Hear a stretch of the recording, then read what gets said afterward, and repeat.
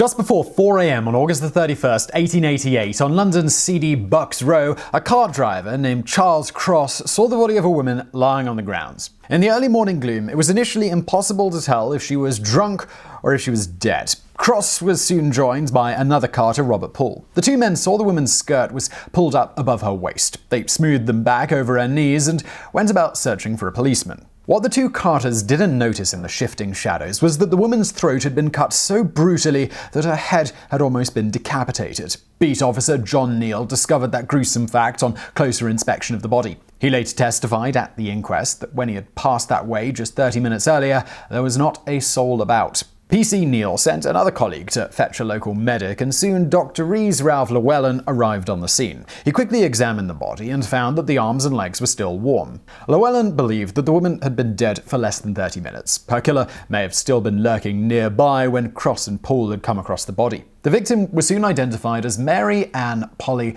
Nichols, a 44-year-old alcoholic and prostitute. As noted, her throat had been cut ear to ear down to the vertebrae, and the large blood vessels on both sides of her neck had been severed. There were also several very deep horizontal wounds on Polly's lower abdomen and 3 violent wounds running downwards as well. Nichols had last been seen by her friend Emily Holland around 2:30 a.m. She was off to raise the money needed to secure a bed in a lodging house and assured Holland that she'd be back very soon. Polly said she'd already made the money she needed to a few times over that evening, but drank her earnings instead of paying for a room. So Polly stumbled off into the night and her unhappy fate. On Bucks Road, the killer, most likely posing as a customer, managed to clap a hand over Nichols' mouth and slit her throat without a single person hearing, despite some workers being in a building very nearby. Even more incredibly, he had time to mutilate her and then slip silently into the night. One would think it'd be detected by the blood that he'd undoubtedly be covered in, but as the coroner testified at the inquest, if, however, blood was principally on his hands, the presence of so many slaughterhouses in the neighborhood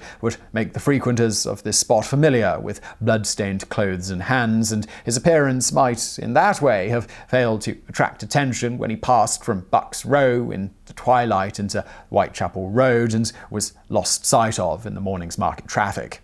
And so it was that London's East End was put at the mercy of one of the most notorious serial killers in history, Jack the Ripper.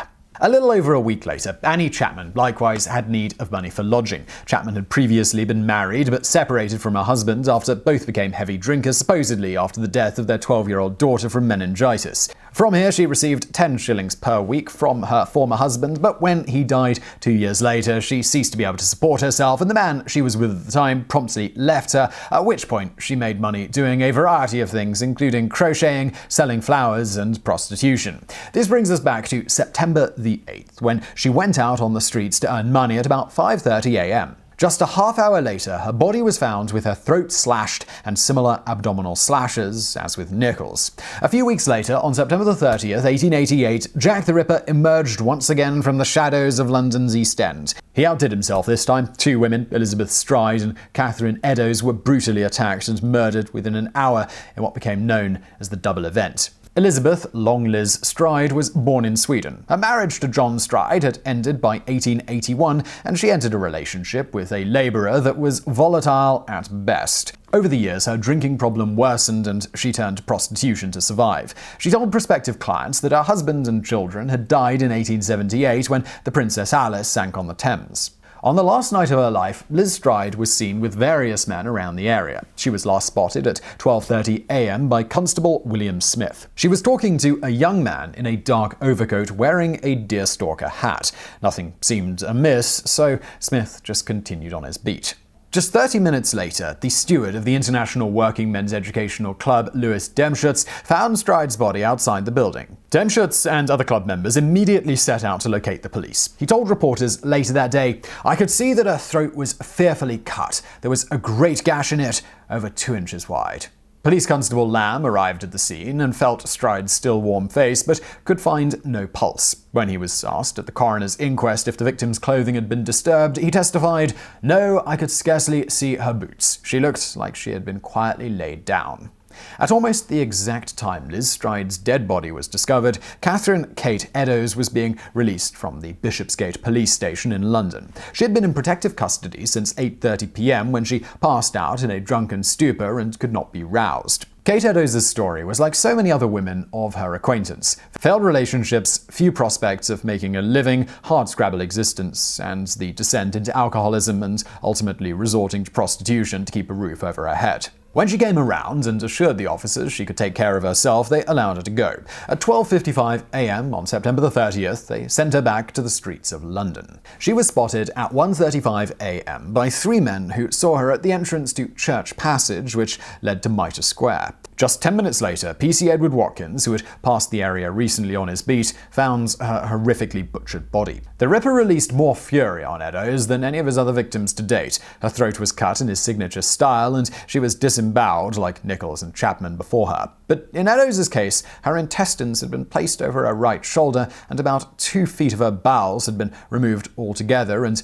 positioned between her body and her left arm. He also slashed her face, removed most of her uterus, and took one of her kidneys. Some Ripperologists maintained that the only authentic letter from Jack the Ripper to the London police was the one seemingly containing Eddowes' kidney. Additionally, while the other victims had been cut in a more precise manner, Kate's wounds were more erratic and jagged, almost as if the Ripper was in a frenzy.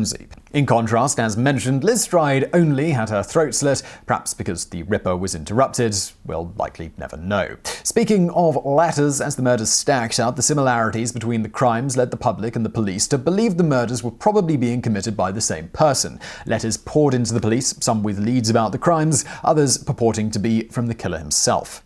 Naturally, the ones claiming to be from the murderer sparked the most interest. Most turned out to be useless, although a few warranted closer inspection. On September the 25th, one, known as the Dear Boss letter that arrived in London Central News Agency, was thought to be authentic. It was signed Jack the Ripper, a name so perfectly fitting that it stuck for all of time. Up until this point, it had just been known as Leather Apron. On the 1st of October, the day after the double event, the Central News Agency received more correspondence from Jack the Ripper, and that was a postcard. He lamented the fact that he couldn't complete the job of slicing off one of his victim's ears. This made Scotland Yard take notice, as part of Catherine Eddowes' ear had been severed. Years later, a journalist reportedly admitted to writing both the Dear Boss letter and the subsequent postcard. His connections as a journalist would have made him privy to information about the crimes before the general public. There was no way to know for sure if he did it, and there still isn't. Whatever the case, on October the 15th, 1888, the most disturbing of all the Ripper letters was sent to Mr. George Lusk, the leader of the Whitechapel Vigilance Committee. The letter came enclosed in a small box, along with a portion of a human kidney.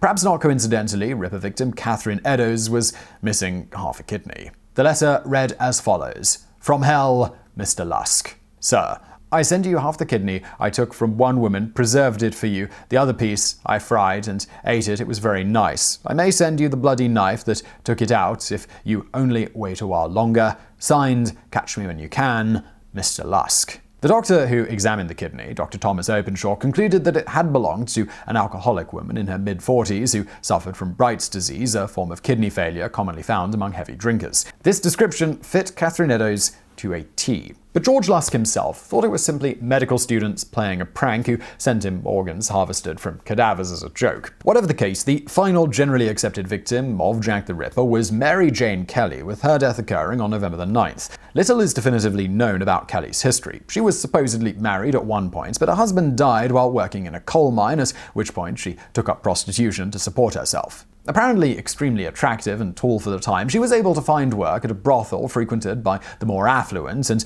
later took up with one Joseph Barnett. They shared lodging together for a time. Not long after the two had ended their arrangement and Kelly had resumed her former profession, her horribly mutilated body was found in her room in the morning of November the 9th by Thomas Bowery, who had been sent to collect the 29 shillings Kelly owed for rent. Dr. Thomas Bond described the extremely gruesome scene later. The body was lying naked in the middle of the bed. The whole of the surface of the abdomen and thighs was removed and the abdominal cavity emptied of its viscera. The breasts were cut off, the arms mutilated by several jagged wounds, and the face hacked beyond recognition of the features. The tissues of the neck were severed all round down to the bone. The viscera were found in various parts, viz. the uterus and kidneys, with one breast under the head, the other breast by the right foot, the liver between the feet, the intestines by the right side, and the spleen by the left side of the body. The flaps removed from the abdomen and thighs were on a table. The face was gashed in all directions, the nose, cheeks, eyebrows, and ears being partly removed. The lips were blanched and cut by several incisions running obliquely down to the chin. There were also numerous cuts extending irregularly across all the features. The neck was cut through the skin and other tissues right down to the vertebrae, the fifth and sixth being deeply notched. The skin cuts in front of the neck showed distinct ecchymosis. The air passage was cut at the lower part of the larynx through the cricoid cartilage. The skin and tissues of the abdomen from the costal arch to the pubes were removed in 3 large flaps. The right thigh was denuded in front to the bone, the flap of skin including the external organs of generation and part of the right buttock. The left thigh was stripped of skin, fascia, and muscles as far as the knee. The left calf showed a long gash through skin and tissues to the deep muscle and reaching from the knee to 5 inches above the ankle. Both arms and forearms had extensive jagged wounds. The right thumb showed a small superficial incision about 1 inch long with extravasation of blood in the skin, and there were several abrasions on the back of the hands, moreover showing the same condition. On opening the thorax, it was found that the right lung was minimally adherent by old firm adhesions. The lower part of the lung was broken and torn away. The left lung was intact. It was adherent at the apex, and there were few adhesions over the side. In the substances of the lung, there were several nodules of consolidation. The pericardium was open below, and the heart absent. After this, while there were other murders sometimes connected to Jack the Ripper, the general consensus was they were committed by others. As for who Jack the Ripper was and why he ceased his killing spree, this has been lost to history, but this hasn't stopped ripperologists from speculating pretty much ever since. So given that description we just went through, I'm not going to ask if you enjoyed this video, but I do hope you found it interesting. If you did, subscribe to this channel, hit that bell so you know when we put out a new video, and as always, thank you for watching.